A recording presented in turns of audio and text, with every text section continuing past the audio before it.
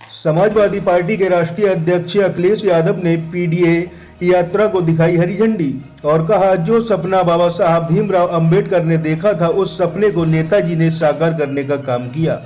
और आज हम संकल्प लेते हैं कि उस पीढ़ी ने जो सपना देखा था, हम उस पर काम करेंगे। इसके साथ ही उन्होंने रोजगार और किसान के मुद्दे पर भी भाजपा सरकार को घेरते हुए कहा कि अब नौकरियां खत्म हो गई हैं।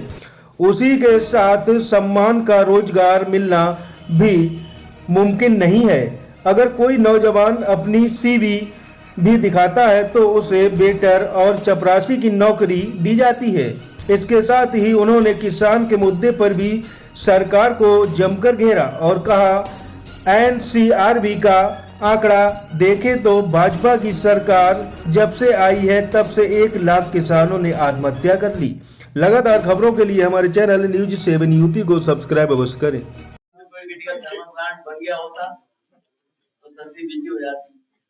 पनकी का पावर प्लांट बन गया होता, 1 सुपरक्रिटिकल थर्मल प्लांट को बिजली सस्ती होती। निवेली लिग्नाइट का पावर प्लांट बन गया होता, वो भी 3 सुपरक्रिटिकल थर्मल प्लांट है। कभी आपने सुना होगी? तो इसलिए मैं कह रहा हूँ, समाजवादियों की जो लड़ाई है वो किसान, गरीब और पिछड़े, दलित, वंचित शोषण को कैसे सम्मान दिलाए। दुख है इस बात का कि नौजवान अपनी सीवी लेकर के घूम रहा है, अपना बायोडाटा लेकर के दिखा के घूम रहा है। जो लोग बड़े पैमाने पे नौकरी देने वाले थे, जिन्होंने निवेश के लिए उत्तर प्रदेश में कई बड़े बड़े आयोजन किए, क्या वो इवेंट आप लोग भूल जाएंगे?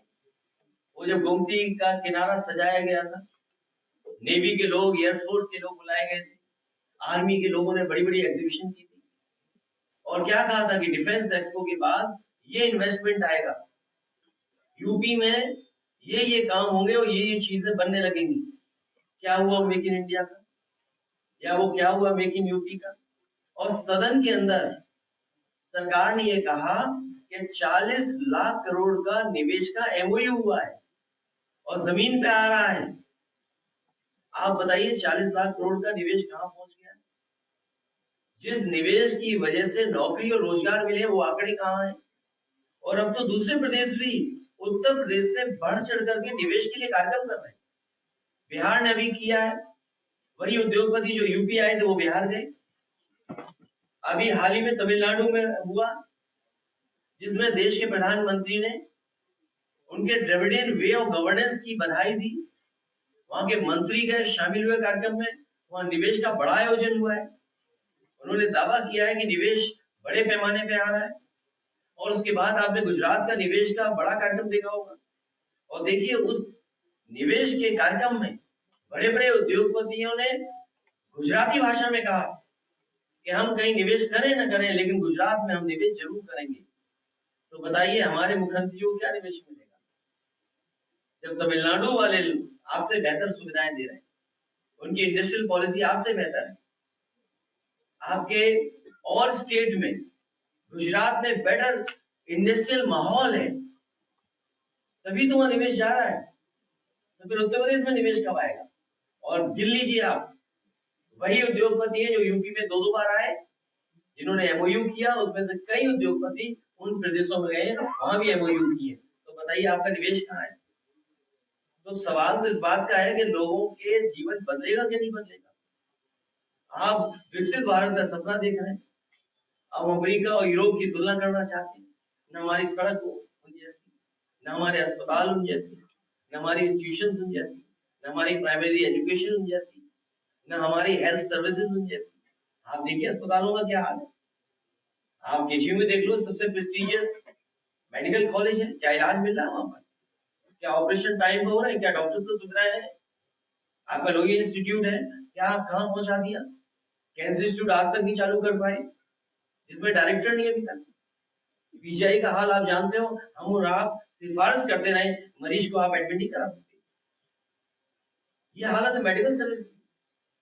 और सब चले गए जाने कहाँ? तीर्थ यात्रा में चले गए सब। तो नौकरी कौन देगा? रोजगार कौन देगा?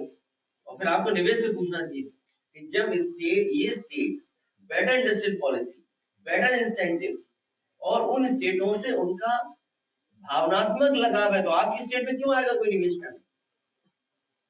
क्या आपने उनके भाषण नहीं सुने?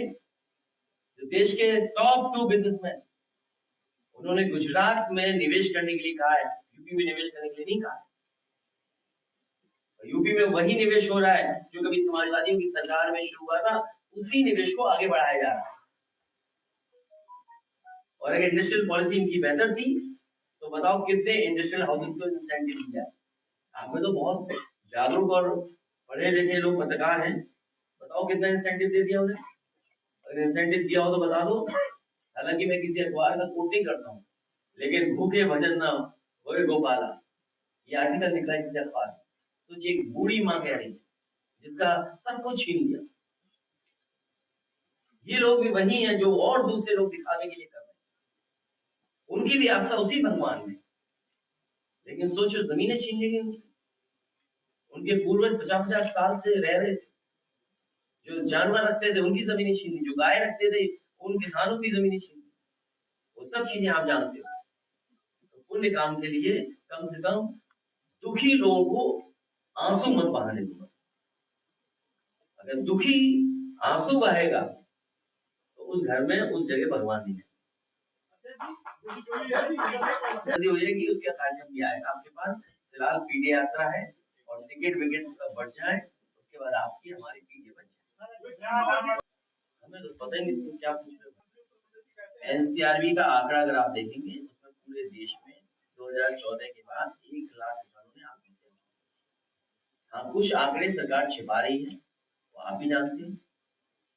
जब आंकड़े छिपाए जाएंगे, सच्चाई छिपाई जाएगी, तो लोकतंत्र कैसे मजबूत होगा? और मीटिंग चलती रहेंगी, बहुत जल्दी इसका